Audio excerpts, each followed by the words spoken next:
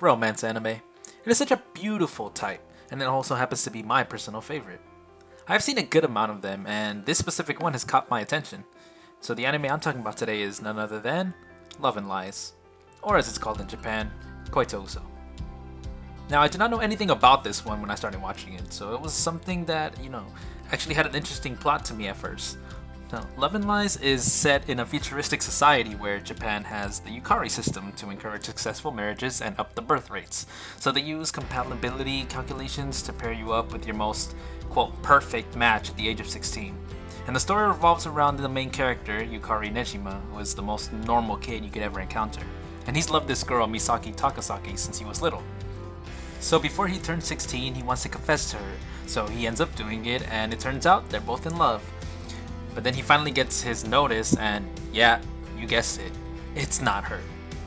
So yeah, it's a pretty interesting premise at first, and it actually had me really interested in it, which is why I decided to binge watch it all in one night, and here I am, ready to give my thoughts on the whole anime, and spoiler alert, I actually kinda liked it.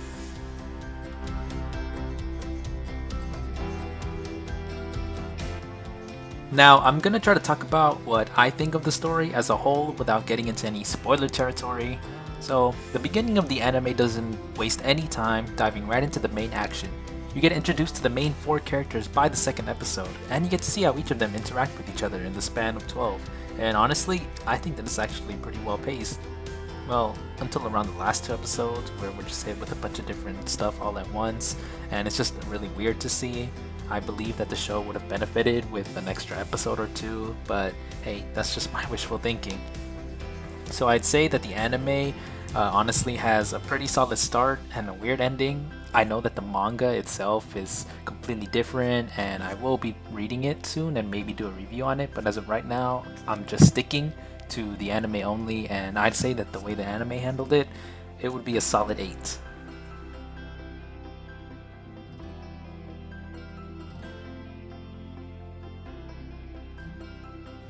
Okay, so I guess I should start with the main character, the main man himself, Yukari Nejima. He is the most normal boy around, and he is built around being extremely insecure and somewhat of a nerd for burial mounds. He's always loved Misaki since he was in 5th grade, and all of his actions up to then have been for her.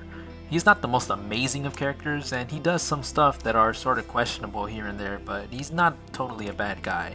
He's somewhat passable as a main character, and without spoiling too much, that's as much as I can say for now. Yeah, it's just an insecure, normal, average teenage boy. Next, we have Misaki Takasaki, the most beautiful and popular girl in the school. She's in love with Yukari and wants to do everything she can to become his assigned wife. She's the first girl of the series and is more secretive of her feelings. She hops from wanting to be with him to him wanting to be with his assigned wife. She's always switching sides, and it does get kind of annoying if I do say so myself. So, out of all the 4 characters, she's probably my least favorite now, just because of the way she handled herself throughout the series. And again, without spoiling it, that's as much as I can say. And finally, we reached the best girl, Ririna Sanada. My god, how much do I love this character. She is so sweet and caring, and is basically a tsundere too. So I give my props to the studio for making me want to root for the second girl, because man was I torn between wanting Yukari to be with Misaki to him wanting to be with Ririna.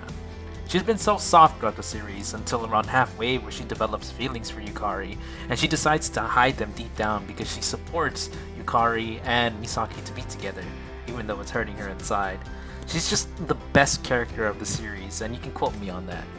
I sound like a broken record, but I'm really trying to keep these reviews spoiler free, and I honestly recommend just watching the whole anime for her because she is so gorgeous, she's so caring, she's such a great person. My god, I can make a whole 10-minute video on why I love Ririna, but I feel like I praised her enough.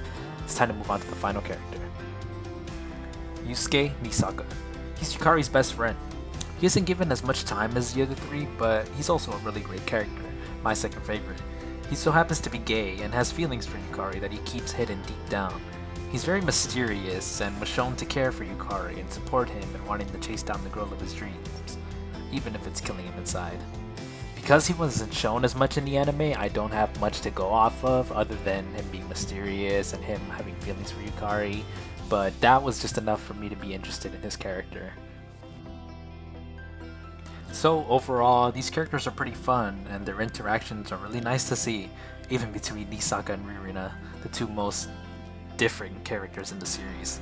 It's always just a blast to see them together. So overall, I really did like these characters, even if some of them are pretty mid. I'd say it was a pretty nice cast.